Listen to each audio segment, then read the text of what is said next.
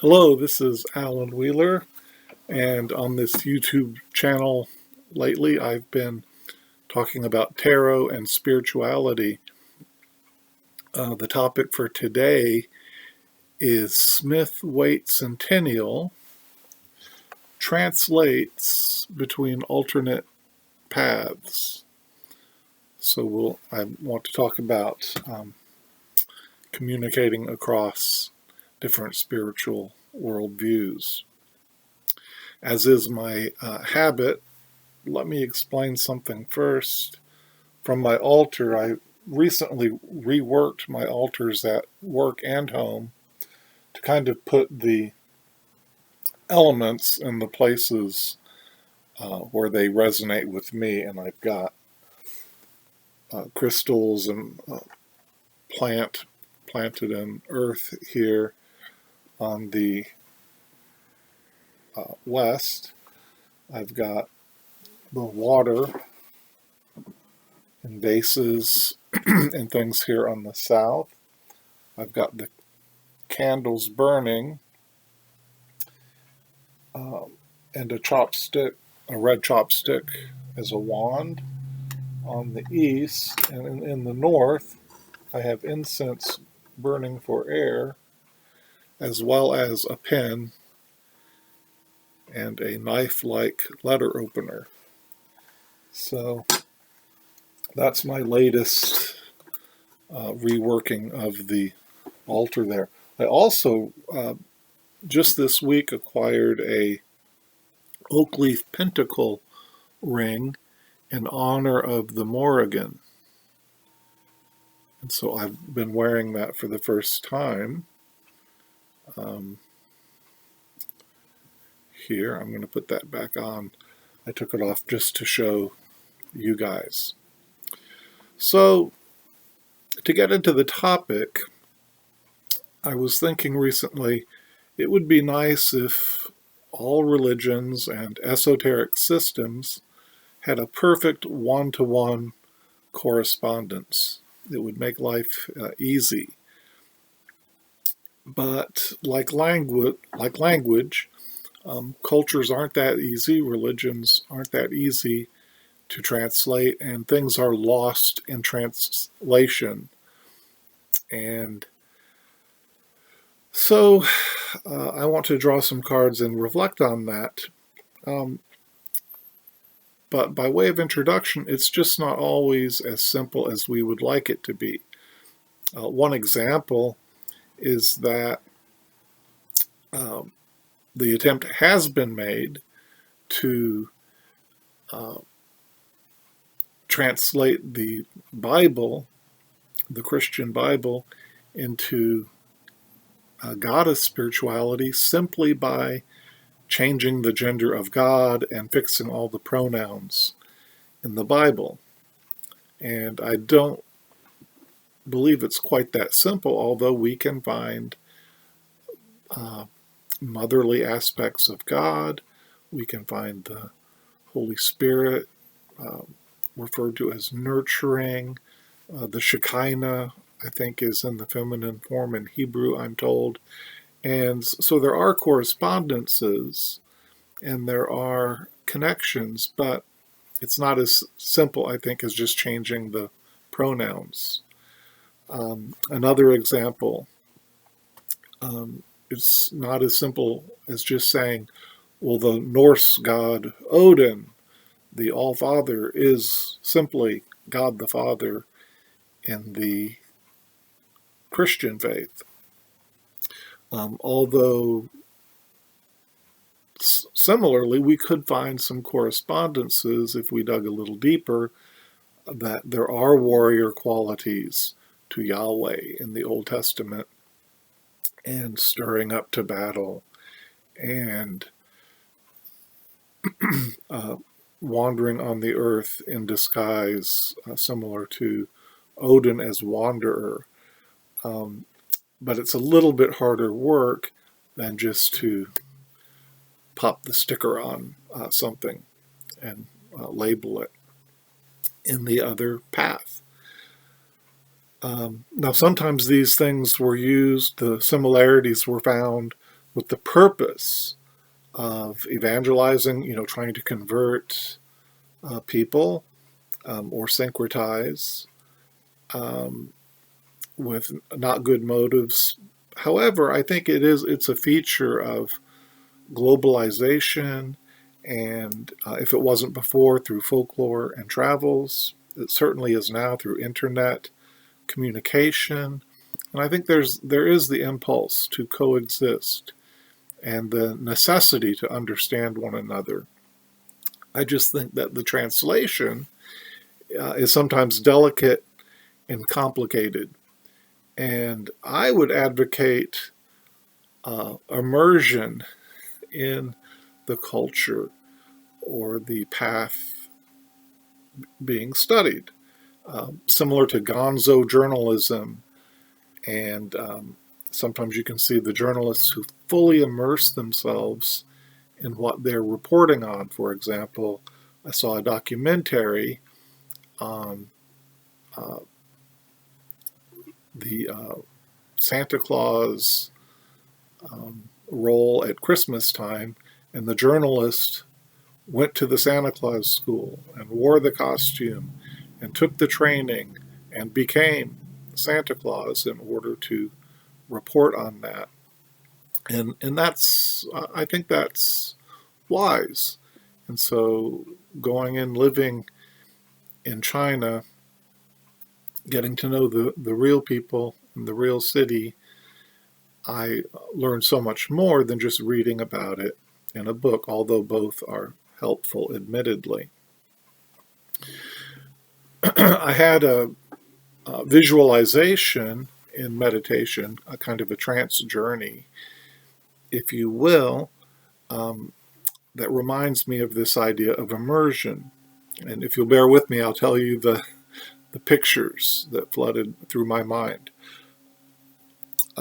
First, I saw what seemed like a goddess, like Sekhmet, although I sensed it was the Morrigan in my heart, holding a fishbowl.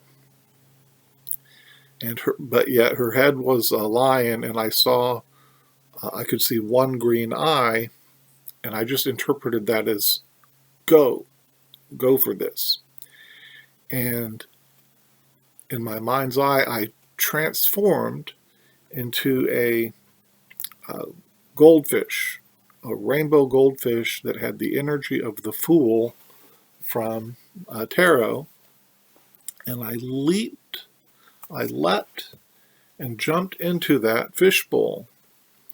Suddenly, I was in that environment, and I could see in the different sides of the bowl different faces of deity looking through. And off the top of my head, I can't remember specifically which ones, but let's say Hecate and Aphrodite and Odin, perhaps. But I saw the different faces through the sides of the fishbowl. Suddenly, the bottom dropped out, and there were waterfalls on every side, a tunnel going down, and I was suddenly experiencing the eternal Om, the transcendent divine. And as I kind of came out of the trance, I realized, I kind of interpreted these as a tarot spread. And immediately I recognized the principle that there's multiple faces or aspects of deity. But it was required for me, rather than just to see it externally from the outside, I had to take that leap of faith and jump and become immersed inside that fishbowl in order to experience the divine. So it wasn't enough to stand outside and just study, even though I had some concept there. So these were two principles that I take to heart. Another problem is just being closed off, and sometimes we label and lump people into groups, I think, um, unfairly. So, for example, putting all pagans um, together, and probably to the old saying about rabbis, if you put two rabbis in a room, you will have three opinions. Um, Joke well taken, point well taken. But uh, people and religions are resistant to that kind of categorization, I think. I'm not sure anyone really likes that so much. Um, Another example is branding uh, all the Abrahamic religions as all the same. Now, sometimes I think that kind of thing is done on purpose. The tone seems to be to discredit that group. That oh, they're all like those terrorists or something like that. Kind of discrediting with guilt by association. But I think that's not necessarily productive. Um, it may be very effective in polarizing or separating your group, maybe making your identity um, stronger by building a straw man and stereotyping the other, but I don't think it's a good practice. So, before showing the cards that I've drawn for this reflection on translating between alternate paths, I have a couple examples of translating for ourselves. So, my first example comes from a priestess who is given a message in some kind of oracle reading from an angel. Um, but this priestess was not an angel person, she said. So um, she was able to translate this into her understanding. So rather than Raphael or whatever angel, um, the angel of healing and the green light, um, she interpreted it as perhaps Maui, the Hawaiian god, or maybe Kuan Yin, who's also associated with compassion and healing. But knowing both contexts, she was able to find what corresponded in her on her path. I had a similar experience, and I think that the this is fraught with difficulty, especially um, going between maybe a brighter angel deck and the dark tarot decks like Tarot of Vampires. Um, but it said that all cards have light and shadow within. So one way is to learn maybe the light side from the light deck and the dark side from the dark deck. And like yin and yang, they each partake of both energies, of course. But I was at a Unity church for a meditation time in town. And at the end of the session, the facilitator pulled out some Doreen Virtue cards I'd never seen before, angel cards, and everyone drew one. And mine was ego, and I saw that it was number 15, and I didn't realize that it was actually the tarot system with angels. And so this card, I forget what angel it was, but I realized once I saw enough cards that this was the 15, the devil card. And in some decks, it might be materialism um, and depicted differently in different decks. Well, because that was by adding up the numerology and finding this was my card for the year of 2020, I had, in an earlier video, I go through all the different versions in multiple decks. So it was quite easy for me to translate that to my own understanding because I'd already worked through those meanings for me this year. In some cases, something might be scary or offensive, and some of my Christian friends may, if I say, oh, that's a pentacle,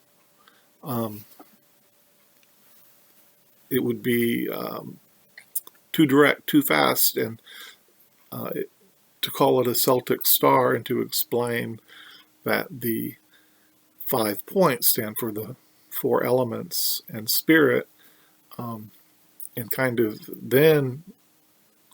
back into, yes, it's been taken by Wicca and horror movies and things, but that's not why I'm wearing it. And so that's another real life situation.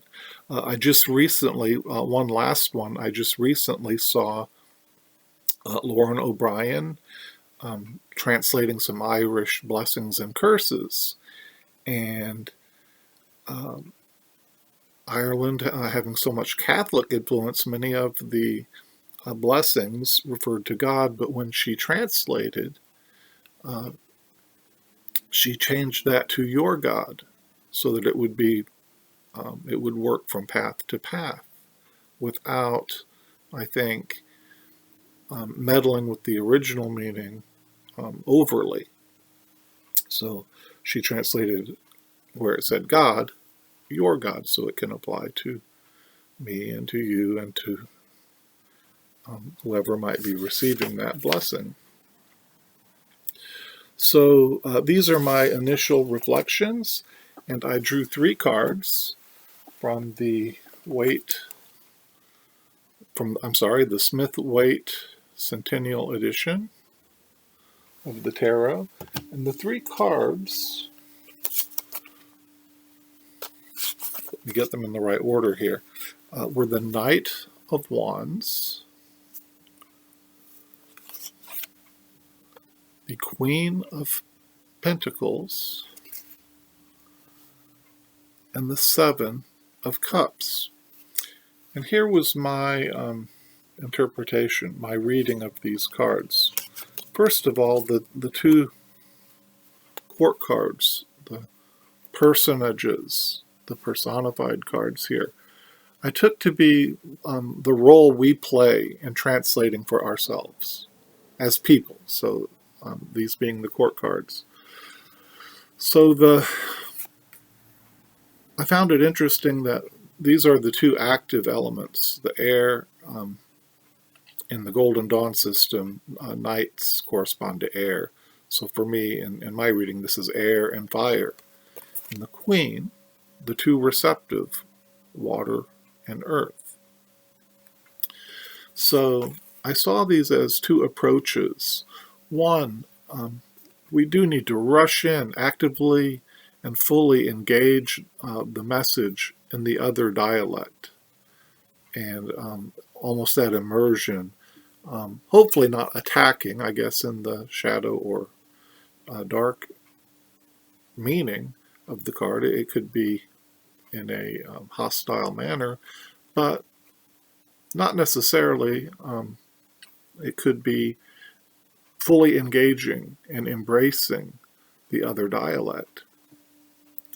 The more receptive elements may tell us to remain open, to remain grounded, to receive deeply and apply within, reflected in the Queen of Pentacles, the water and earth. Finally, the 7 of Cups may encourage us. Well, for one thing, it may show that it is fraught with difficulty and not an easy task to choose wisely and to find those correspondences and to find that understanding. But involved in this card is creative play and using the imagination and looking among those possibilities and choosing wisely. So I thought those cards worked well for my reflection, and so this is just the beginning of my um, thinking and how to apply and understand and communicate, as the translation interpretation works both ways in sharing and receiving, and to be able to do that among diverse paths with sensitivity and effectiveness, really. Maybe you do want to bless somebody or curse somebody in a way they can receive it. Hopefully not the latter. So let me stop there, and thank you so much for watching. As always, I hope you find a connection with people in your life, in online community, and on your spiritual path, whatever that might be. Thanks so much, and take care.